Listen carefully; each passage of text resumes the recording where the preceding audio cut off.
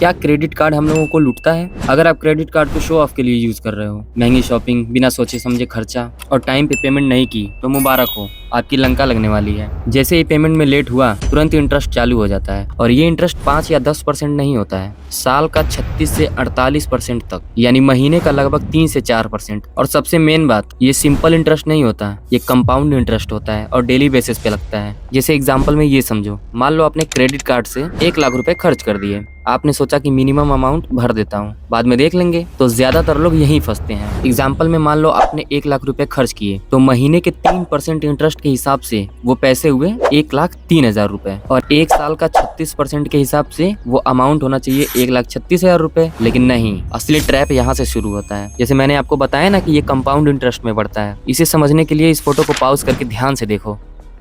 इस रूल के हिसाब से जहाँ 1,36,000 रुपए होना चाहिए, वहाँ ये अमाउंट हो जाता है 1,42,576 रुपए, मतलब 6,576 रुपए आपको एक्स्ट्रा देने पड़ेंगे। और ये मामला यहीं पे नहीं खत्म होता है। मान लो अगर आपने फिर से क्रेडिट कार्ड से पैसे खर्च किए, वो सिर्फ नए वाले पे नहीं, वो नए वाले और पुराने दोनों को मिला करके टोटल अमाउंट पे इंटरेस्ट बढ़ेगा। और यही है क्रेडिट कार्ड का सबसे बड़ा लूप, जहाँ पे लोग फंस जाते हैं और निकलना मुश्किल हो जाता है। लेकिन ऐसा नहीं है, क्रेडिट कार्ड के सिर्फ नुकसान ही होते हैं, इसके फायदे भी होते हैं। जैसे अगर आप हर महीने पूरा बिल टाइम पे भर देते हैं तो इंटरेस्ट 0% देना पड़ेगा, और रिवॉर्ड और कैशबैक अलग से मिलता है। तो ज्यादातर स्मार्ट लोग यही तरीका यूज करते हैं और लाखों खर्च करने के बाद भी 0% इंटरेस्ट देते हैं, जिससे वो रिवॉर्ड्स का फायदा भी उठाते हैं और कैशबैक भी मिलता है। तो अगर आपने क्रेडिट कार्ड को सही तरीके से यूज किया, तब तो फायदा ही फायदा है। लेकिन अगर लूप में फंसे तो जिंदगी भर कभी वापस नहीं निकल पाएंगे।